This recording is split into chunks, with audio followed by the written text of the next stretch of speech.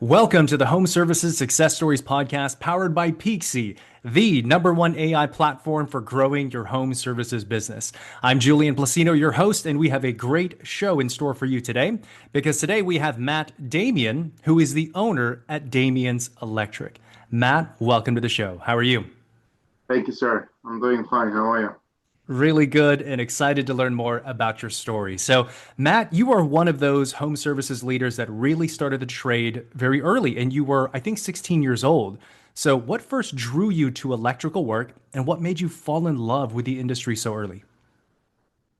Well, right in high school, I either wanted to be a plumber or an electrician. And I tried. I helped. My dad was building a house, and I wanted to help the electrical company for free. And I just loved it so much. I told the guy, "Get me in," and he said, "Sure," which I thought that's a nice way to say, "Get out of here." Next day he called me and I was on. And And there you go. ever since I love electrical work. Interesting. So, did you have influences from family or colleagues in the home services world? Like, how did you first get introduced to it? I That was it, man. Maybe I should tell a little bit of backstory here. Yeah, that'd be We, great. we came to the United States. My parents has 11 children. There wasn't no apartments for 11 children. So we kind of grew up homeless. The youngest with my mother in this area of the town, the middle kids with my parents in this middle of the town, and the oldest kids on that side of the town. After 8 months, my dad managed to buy a house. 2 years later, he took the equity there and we built a house. As we were building this house, pretty much our own, we couldn't do the electrical by ourselves because of the licensing and things like that. Hmm. So he hired a contractor. I was in the house there, like, this looks fun, drilling through the home, um, pulling wire. I didn't even know what I'm doing, but just putting the pouch on me, man, I was like, this is good stuff.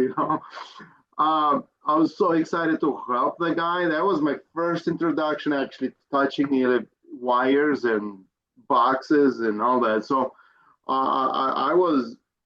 I was so excited to help the guy. Every day I was there, and then when they finished, I asked him, "Do you guys hire?" And I was 16. I did not like school. I liked working. So basically, pretty much I dumped school when they hired me, and ever since then I loved it every day. And you loved it. So you had a natural interest and passion for it from day one. It really was like love at first sight, right? Oh yeah, oh yeah, yeah, yeah, yeah. And I think from the first day I felt good about not only working, but I felt like I think I had a dream of becoming a owner someday. Because I remember my boss gave me a cell phone, company cell phone. It was the big bricks. It was purple with sparkling. I put the phone on the dashboard of the car. I felt like a man. I got a company phone. I felt so good. I thought I'm at the top of the world. I felt like I'm an important figure in the company. um, so I don't know. I really liked fixing problems, pulling wires, and make a difference, I guess. And you've been in the industry for 25 years. So when did you go from working for someone else to starting your own business? Tell us that story. Oh, yeah. Actually, the guy who hired me in 2007, he started having problems with, I think, with family. And I think he bought more houses than he could maybe afford, a couple of them. And he started going down. So I approached him. I wasn't licensed. I approached him and I said, "Listen, let me buy your truck. Let me buy all of your junk. Uh, and I'm gonna make a Damyans Electric, not Rapid Electric, because that's what it used to be, Rapid Electric." So uh, I registered as Damyans Electric. He was a 50% owner. I was 50% owner, and the reason for that because of the license. He was a master holder. So in 2009, so in 2007, that's when Damyans Electric officially went like legally, all registration, all that. In 2009, he told me, I don't want to be an owner. I just want a gas card. I want a paycheck on Friday. So we went and took him off the books, and I was 100% owner in 2009. And from 2009 and 2018, he was a 100% employee. Wow. So he went from owner to employee, and you went from employee to owner. Yeah. That's a great story. Okay, so what was the skill set change like? So actually being in the field and doing the work versus building a business. Those are two different things. So what was the biggest learning curve? Tell us about that. You know, honestly, until I joined Success Group International, or SGI, they used to know, until then, I was just a good electrician. I didn't, the group, the SGI really trained me a little bit more on how to be more of a business person versus an electrician. So in 2018, that's when, until 2018, it was just me, um, Dion, which was the former owner of Rapid Electric, where I'm sorry, he was my former boss, I should say. Mhm. Until then, we were just wiring a bunch of commercial, residential, new homes. We would probably make fun out of this residential service and repair because we thought it's so easy. Until in 2018, I really started getting into it. I'm like, you know what? This is real challenges here, is to find problems and come up with solutions. And then when I start to understand more the business side, how to actually be a business, not just to wire a home, you know. Um, so yeah. Okay. So there was definitely a different skill set. So what do you think was the new skill that you had to learn? Like you mentioned that group that showed you how to run it as a business.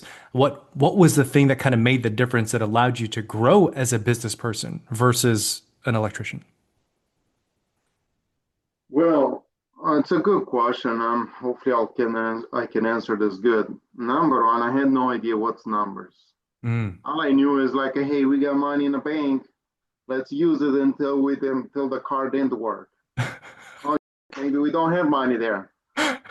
So really, it helped me to pay attention more on the financing side, like on the numbers. Let's say the run the business of your numbers.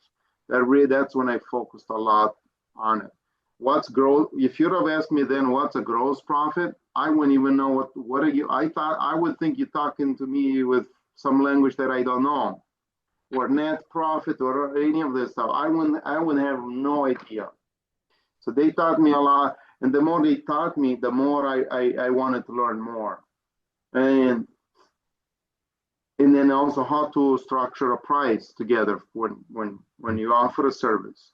In my head was like, well, I think it'll take me an hour, and then I think it'll take me $10 of material. This is how much it is. Boom.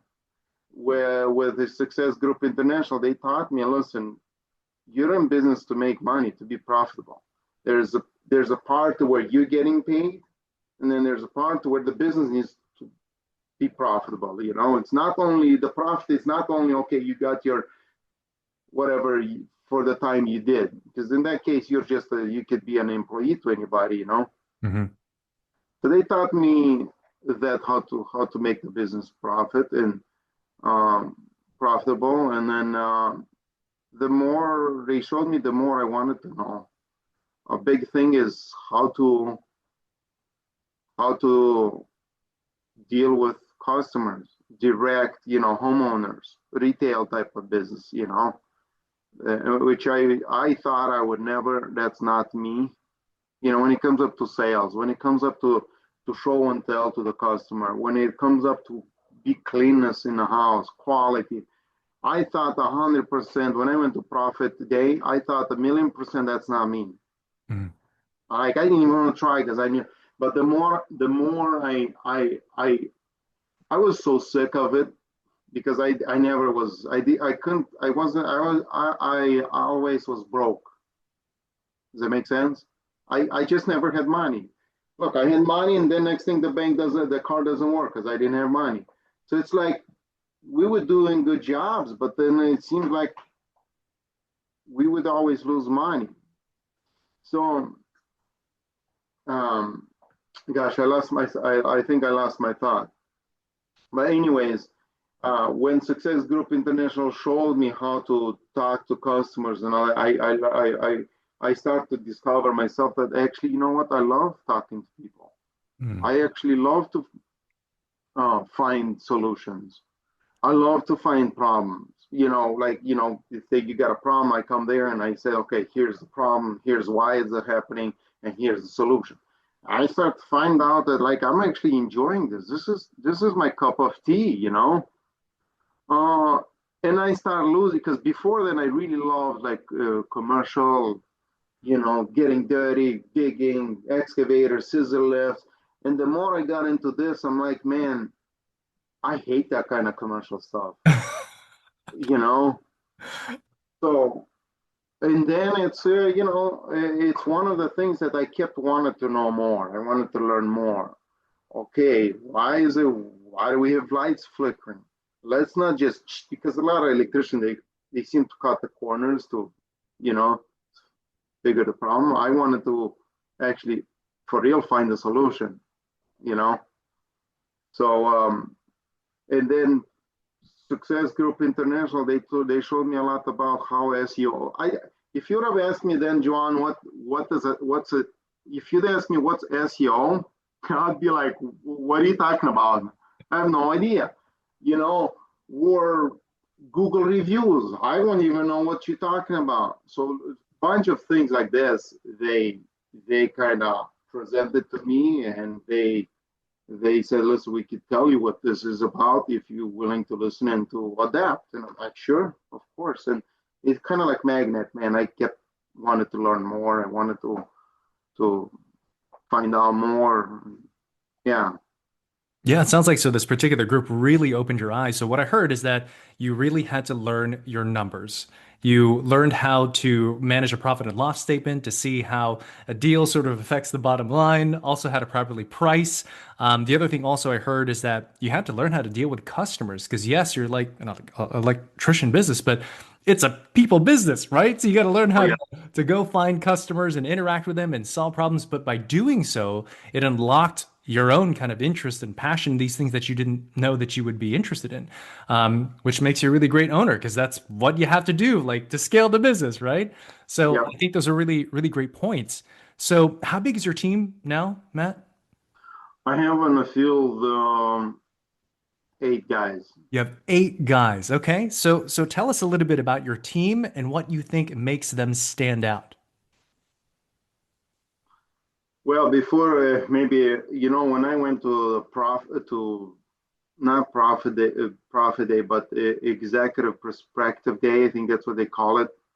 They asked me a goal. What's your goal? How many guys you want to have? And I go like, oh, they used to call this goal big, hairy, audacious goal or something like that. And I'm like, I will never have seven, or no, my goal was like 5 guys. I'm like, I will never have the 5 guys, but let me make my big goal. I never thought I would be there. Now I'm like, just 7 guys, why not 20? Now I'm starting to even get bigger. But look, um, all my guys, no, nine, I would say 6 guys, they were completely green. Hmm. Yeah, I'm 5 or 6 guys. I can't. Most of my guys they started like as apprenticeships. 6 of them came in as a day one. They never dealt with electrician with electrical work. So basically, what I'm trying to say, I grew them all up from zero. Hmm. There's some guys who came with some experience, but I enjoy a lot to it gives me a sense of pleasure to when I know, okay, You had nothing. You were nobody. You didn't even know what career you wanted to do. And you grew up here, and it gives me like a sense of feeling that, you know what, I didn't just fix a problem in electrical. I also helped this guy to discover what he wanted to be, and he loved it. And I empowered him with tools, with work, or whatever to that. Now they're journeymen. Now they make good money a year. They provide for their families. They buy homes, and they got a good lifestyle. I would say that and they're pretty. They're I would say they're the best team I could ever dream for. They're very loyal to me, very fun to work with, good, honest, young guys. It's a family. I meet them anywhere. I don't When I meet with them, I don't really go like we don't really feel like, oh, you're my boss, you're my employee. We're just like buddies. Um, it, I have full trust in them going into anybody's house. I never had any sort of issues with them because I know they're not the type of guy where they're gonna go and do some creepy thing or steal something or I don't know. You know what I'm saying, man? It's just they grew up with me, um, and as like actually a year ago, I started a brand new guy from zero. Now he has 1 year of experience under his belt. 3 more years, 4 more years, he's gonna be probably one of a great tech out there licensed. You know, I also have some two guys that they had some experience over the seas as electrical. They came here um, from day one. They started with me. Again, today we're the best friends. Great electricians, super smart and intelligent guys. And right now, I think I have 7 different nations in the company. It's like that's awesome. Very eclectic group. Oh man. It seems like you take a lot of pride in bringing up these young guys. I mean, I kind of almost sort of see your own story in that. Like you've become sort of kind of like that father figure. But you also say that you have a very specific personal mission. You kind of touched on it already. You said you want to help the next generation find their purpose and success through discipline and integrity. So why is that important to you and how do you do it? Well, what's important? Why is important? Again, I think it. The reason I think it's important to me, if I get up in the morning and I feel like it's a waste of day, I become depressed. I have to feel like, listen, I provided something to the society. I I brought something into this world. Meaning, if I came to work and I helped you with your career, it gives me a sense of I have a purpose. Hmm. I have a purpose. I didn't just um, I didn't just go on a field to make a buck or two. You know. By the way, money thing, my account always beats on me. It's like, why don't you care about money? It's I don't care so much about money. Money is the result of what I do. But when I come here, I want to make sure this kid who came to work, he has a purpose. He's not just gonna go out there and steal or today he works at Starbucks, tomorrow Home Depot, the third day he's back into the daddy's basement. I don't want those guys to be like that. I want them to grow honest, uh, good people to the community. Um, does that answer the question? It does. So it sounds like it's yes, you're a home services business. Yes, your specialties electrical, but you seem to find purpose in helping other people find purpose. So there's like a kind of a social good to like what it is that you do. I think that's really inspiring. And also something I know that you're very passionate about because you're a husband and also a father of seven, I think it is, right? So Yeah. how has being a family man influenced the way that you lead your company, the values you bring to work, and how you service your customers? Oh, man, we might go back a little bit to this question. It's because it's a one question, but it got a couple different things. Um, how does that help to run my business as a family member? That's what was what the question, right? Yeah. How does being like a family man influence the way you lead? I think the biggest thing is, look, I understand that the challenges I have at home could be financial, could be the time with my kids, could be the frustration with other contractors coming to my house. I understand. I want to make it easier on the next family that me personally, where my guys goes into their home. I want it to be the least the problematic, the easiest transaction, the easiest communication to where they could enjoy quality of their life. Having the kids, having the family, it's its own challenges. I don't want to be part of your challenges. Does that make sense? Like, Hmm. I don't want to complicate your life the way it's already complicated. I want to be a little bit better than I want to create just a little bit better than it is. Does that make sense? Yeah. So that's my family helps me a lot with that. Kind of keeps you grounded and you really are about like helping improve the lives of the people around you. So, Yeah. okay, I think that's great. Well, Matt, earlier you mentioned that before you didn't know what SEO was, you didn't know what like the technology and stuff was, but here you are a customer of Peakzi, which is about as advanced and as innovative as you can get, right? So you're a customer of Peakzi. How has Peakzi helped your business? Well, Peakzi, I think, man, it goes back to where the SGI showed me the eyes when I joined them. What's SEO? What's this and that? I think Peakzi, that's what they're doing now. I mean, I did not know AI could be your agent. I didn't know AI or whatever this Peakzi, they show me what's the trend. Okay, in November, installing of a light is going down and installing a thermostat is a demand. I didn't know I just didn't know there's possible you could track things like this, um, or to kind of to be transparent with the customer, um, how much does a panel change cost to change. So I think Peakzi they do show a lot to what's the to me it shows a lot to understand what's the demand, when is the demand, um, maybe also to show what not only about my company but in the city, what's going on in the city as far as demand again, um, the trend and things like that. So it seems like the biggest thing that it gives you is market demand forecasting, kind of where to pivot your business, what areas to kind of serve. Have you had experience with any of the other features, whether it's like the operations, whether it's the recruiting piece? Have you dabbled with anything like that or?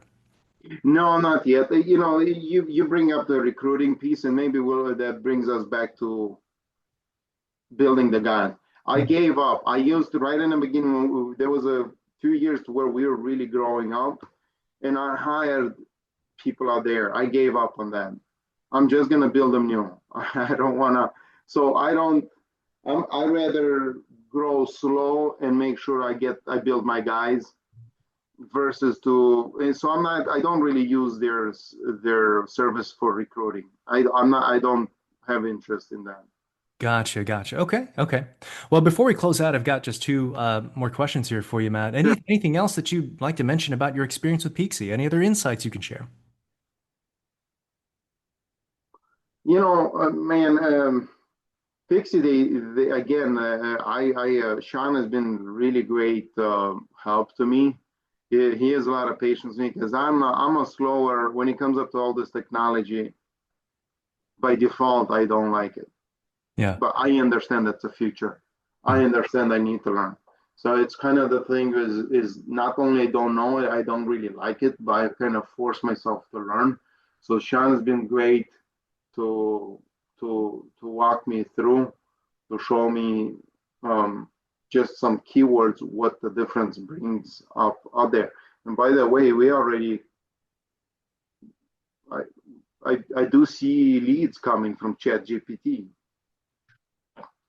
It's probably it's probably the results of Peakzi. I hope so. But yeah, that's all I maybe I could say for right now. No, I think that's great. I think the first thing you mentioned, Sean. So they have a great team as well. It's not just the product, but people you can talk to who are experts in AI, who live, breathe, eat, sleep, not just AI, but AI for home services. So you always like have a great partner there. And you mentioned you're starting to find people find you through ChatGPT, and that's like one of the big things is being found through AI search. Like how people used to find people through Google, people are now using the LLMs, Chat and Gemini and Grok and all that. And it looks like you're experiencing some benefit to that. So that's great. I appreciate you sharing that insight. So beginning to kind of land the plane here with you, Matt, one of your favorite quotes is, "When you don't lie, you don't have to remember anything."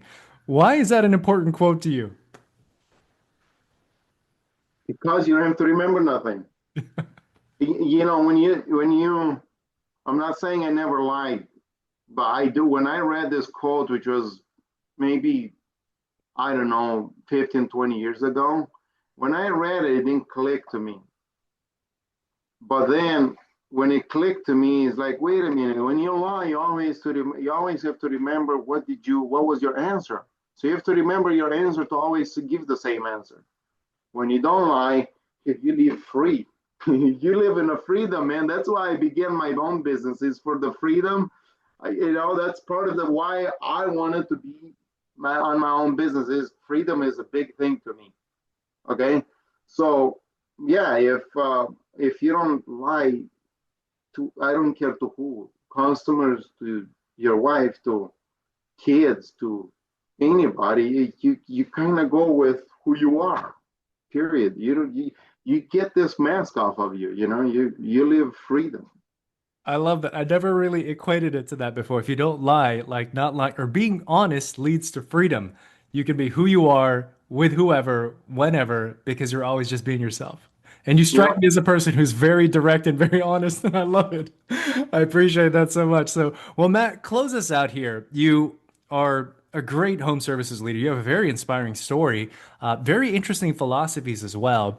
So, what is your vision for the business? What's the future for Damien Electric? What kind of legacy do you hope to leave for your community, for the business, for your team? Well, that's a great question, honestly. I think one of the big goal, I want to grow, but I don't want to. I want like organically to grow, right? Part of it, I have a mission to where up till now I've been donating money. I've been kind of under the desk donating, not under the desk, like under the radar.